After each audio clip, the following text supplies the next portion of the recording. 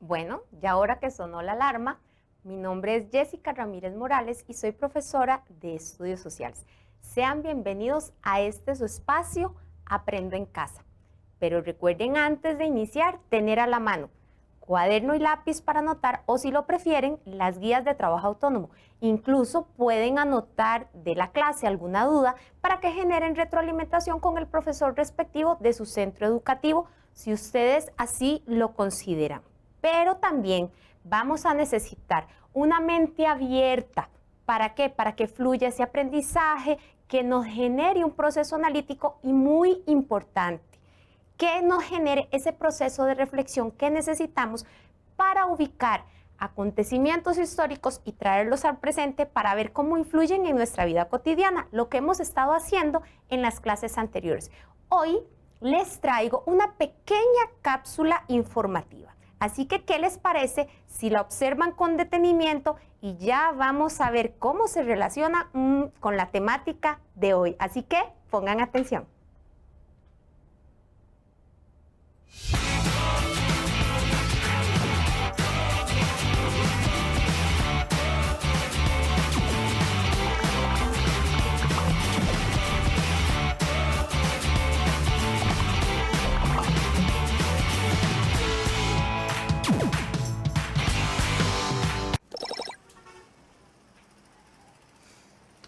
Hola, aquí estoy todo concentrado tratando de entender este juego de ajedrez. Para ustedes, ¿cuál es la figura más importante del juego? Bueno, yo siempre había creído que era la reina. Pero en el ajedrez la figura más carga es el rey. El rey es el más importante del juego. Pero claro, este juego fue inventado hace mucho tiempo, cuando todavía existían muchos reyes. Bueno, todavía hay reyes por todos lados, ¿sabían? En todo el mundo actualmente existen como 26 monarquías que reinan 43 países. Qué increíble, ¿verdad? La más grande de todas sigue siendo la monarquía de Inglaterra. Y en Japón hay emperadores que tienen como 600 años de tener la misma familia real. Además, los jeques árabes, estos que andan como con turbantes y camellos y que tienen mucho dinero, también son reyes. Y esto yo no lo sabía, pero hasta el Papa es el monarca del Estado del Vaticano. Nosotros, antes de la independencia, pertenecíamos a los reyes de España. ¡Va de nuevo! Nosotros, antes de la independencia, pertenecíamos a los reyes de España, pero ellos ni siquiera se enteraron de que nosotros existíamos. En este momento, en muchos países la figura del rey es totalmente decorativa, porque en muchos estados ya se ha dado un paso a la democracia. Bueno, chicos, yo voy a ver cómo sigo ideando estrategias para ganar el juego. Nos vemos y sigan aprendiendo. Ahora sí, Pepe, voy yo. Jaque mate.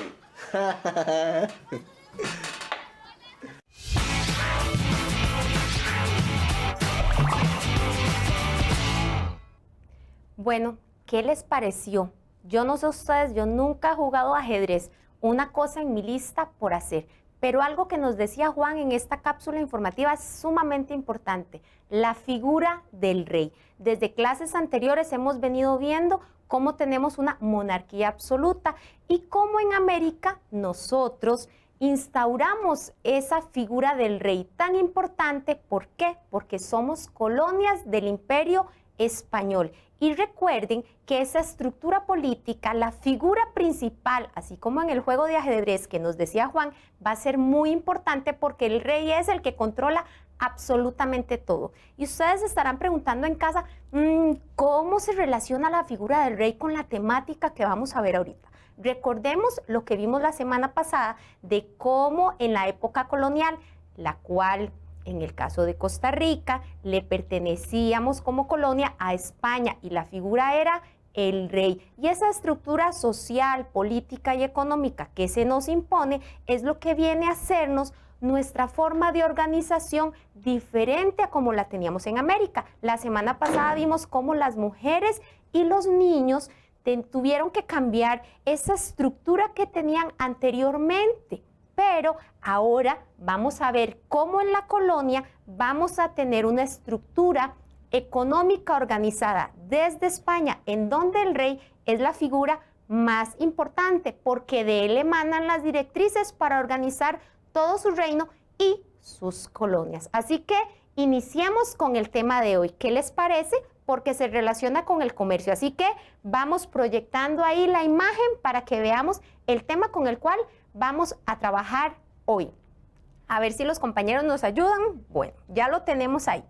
La dinámica del comercio triangular establecido por los imperios europeos en relación con la trata de esclavos africanos hacia América, para destacar la importancia de luchar por una sociedad que erradique toda forma de esclavitud y discriminación.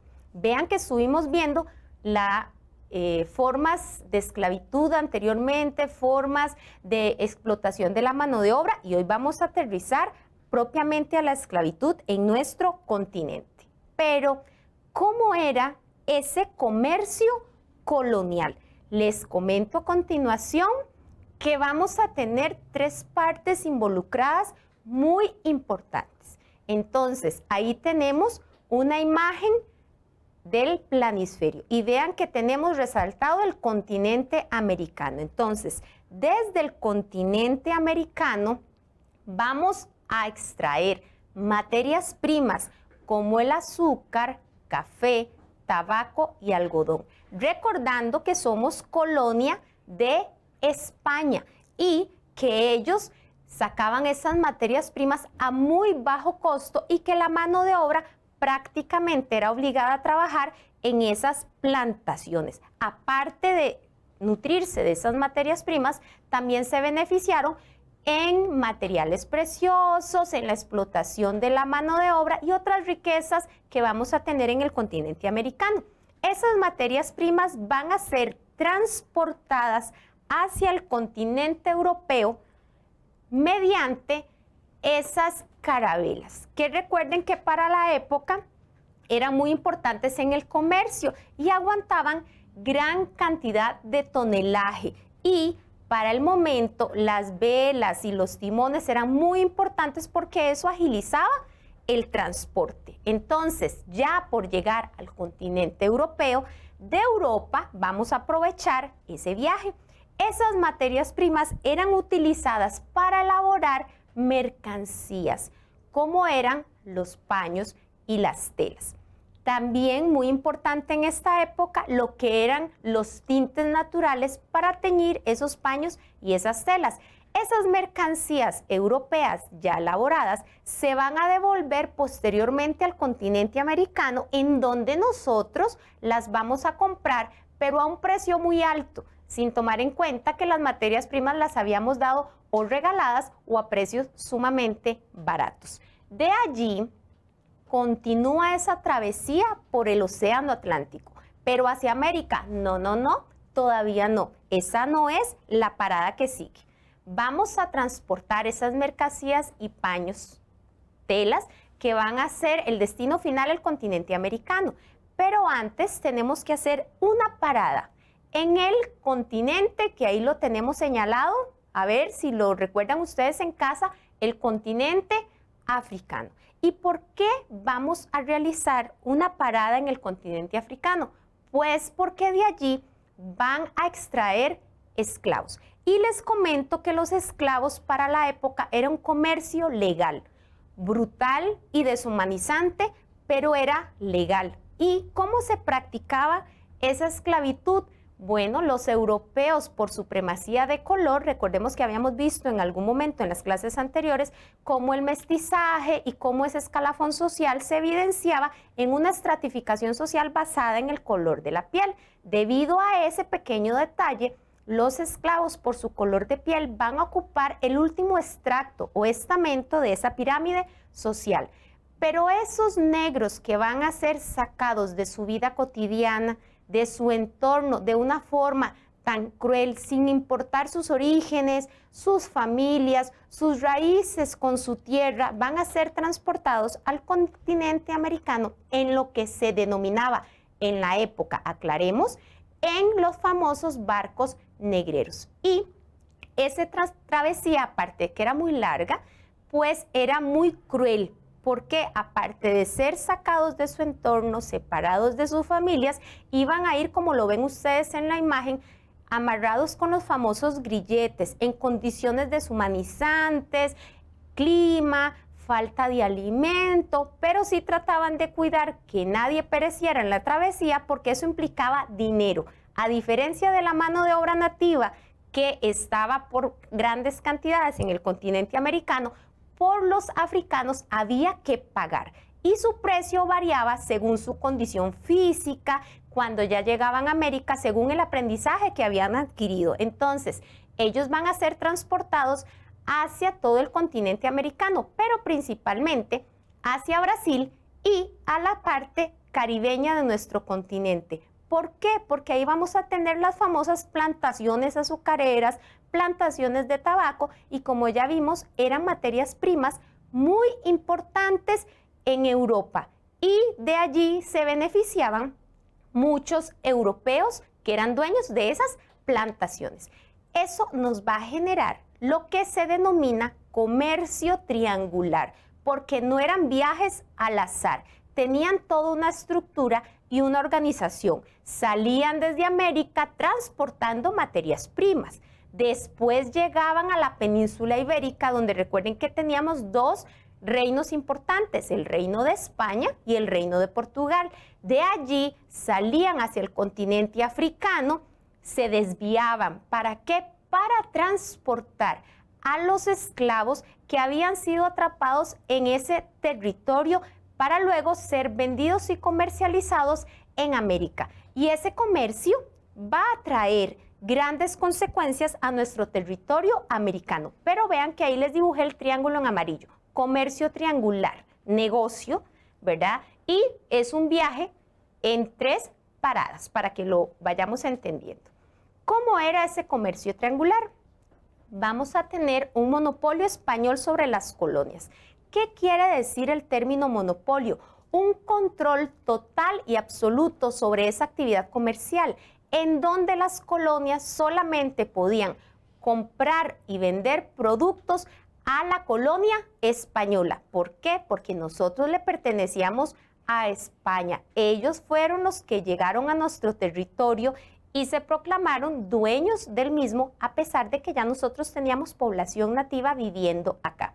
El comercio era dirigido y organizado desde España, y eso se hace mediante una estructura organizativa política y económica. Recordando entonces la cápsula informativa, a nivel político tenemos el rey y le sigue el virrey, que sí van a estar viviendo o ubicados en América. El rey nunca salió de España, y la Casa de Contratación de Sevilla va a ser esa forma organizativa económica encargada de vigilar todo ese comercio, de cobrar los impuestos, de que se pague todo lo que se le debía a la corona por esas transacciones económicas. ¿Por qué era tan importante América? Porque el continente americano, desde que llegaron los primeros viajes de los conquistadores, fue visto como una oportunidad para aumentar la riqueza de la corona. Pero no solamente de la corona, sino también de aquellos conquistadores que vieron en América la oportunidad de aumentar sus riquezas. Y recordemos que de América salieron grandes cantidades de metales preciosos, como el oro y la plata, lo cual era muy importante porque era lo que servía de moneda de cambio. La política imperante en Europa era el mercantilismo. Pero ese control total, ese monopolio, como les acaba de decir, generó una problemática muy grande para la monarquía española. ¿Cuál? Pues el comercio ilícito, o sea, el comercio ilegal. Y ahí tienen un mapa de cómo ese comercio ilegal iban a estar escondiendo los famosos tesoros, de los cuales muchos hemos visto películas, hemos escuchado cuentos, y eso nos lleva a la famosa piratería, que es el comercio ilegal. Y no me van a decir que no, que ustedes habrán visto películas o escuchado algún cuento referente a la piratería.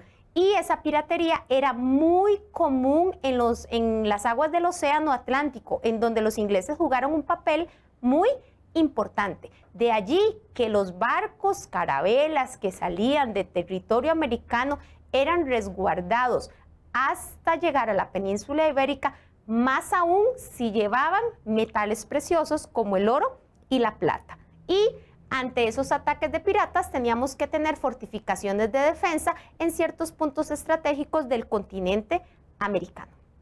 Entonces, les dije que aparte de mercancías y materias primas, ese comercio triangular se beneficiaba de la trata de esclavos. ¿Quiénes eran los esclavos? Recordemos que eran aquellas personas que eran extraídas del continente africano, que se transportaron en los deshumanizantes barcos negreros, denominados así en la época, y eran traídos a América. Y eso era una actividad económica totalmente legítima. Y se estarán preguntando ustedes, ¿y qué pasaba con los derechos humanos? Pues en ese momento, por cuestión de color de piel, no tenían. Ellos ocupaban el estrato social más bajo. Eran considerados como mercancía. ¿Por qué? Porque se pagaba por ellos y cada persona iba a valer según su estado físico, conocimientos adquiridos, si sabían leer, si sabían escribir, ¿verdad? Entonces, eso hacía que variara su precio. Incluso si alguno de esos esclavos había huido, se les marcaba en el rostro, como se marca el ganado, vean qué brutal, para que la gente cuando los comprara pudiese regatear el precio. Si tenía sus piezas dentales completas, eso aumentaba el precio. Si estaba embarazada, eso aumentaba el precio. ¿Por qué? Porque yo era dueño de ese hijo que venía y yo podía negociar. Lo separaba de su mamá al nacer. O sea, vean qué deshumanizante. Entonces, por eso hablamos de que no tenían derechos.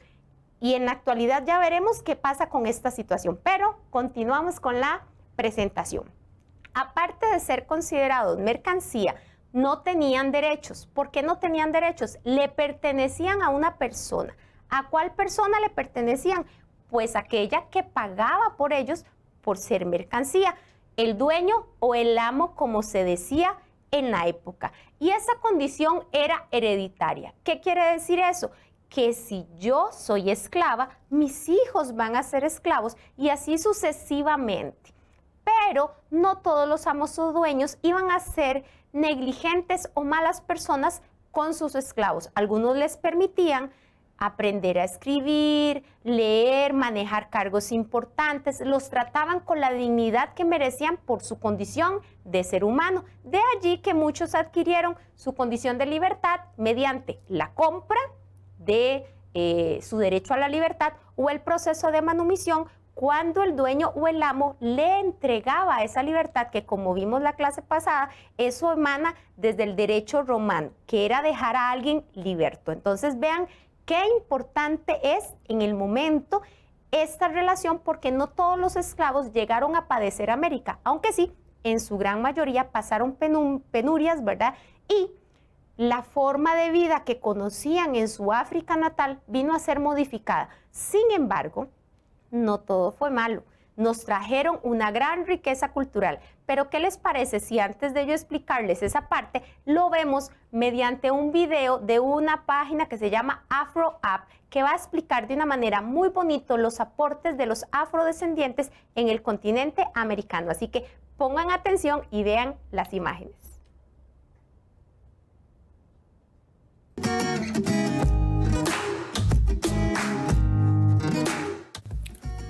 Uno de los varios grupos que forman parte de la población latinoamericana son los afrolatinos, los descendientes de africanos, quienes representan una gran parte de Latinoamérica.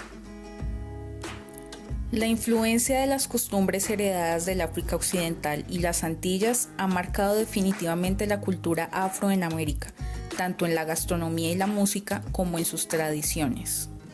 La población de ancestros africanos, descendientes de los esclavizados traídos por los comerciantes ingleses, franceses, holandeses, portugueses y españoles durante la colonia, se concentra a lo largo de todo el continente americano. Los esclavizados trabajaban fundamentalmente en las minas o en las plantaciones de azúcar y algodón, y como empleados domésticos en todas las grandes casas coloniales.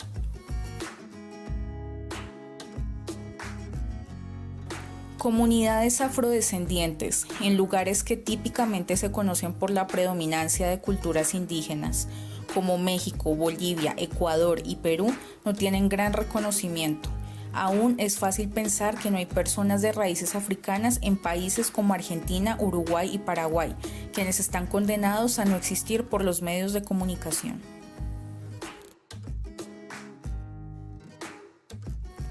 No fue una excepción que en el tráfico de esclavizados que llegaron a América no llegaran negros a estos países, ni tampoco hay una sola razón que explique que siempre fueron todos de tez blanca los que llegaron en aquellos barcos a instalarse a países con población mayoritariamente caucásica. El mes de la herencia africana es la mejor manera de reconocer la participación de las comunidades negras y afrodescendientes en la construcción de lo que hoy somos como América, y la importancia de la diáspora africana, que se destaca por su demografía, cultura y expresiones patrimoniales reconocidas internacionalmente. Las poblaciones afrodescendientes poseen un invaluable legado cultural que tiene sus raíces en la riqueza e inmensidad de las culturas africanas y que adquirió en el contexto americano sus propias particularidades.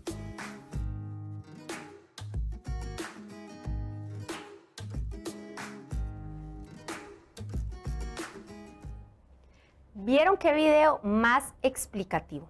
Así que vayamos tomando nota. No todo fue malo después de la situación vivida por los afrodescendientes con los años, porque en el momento fue deshumanizante.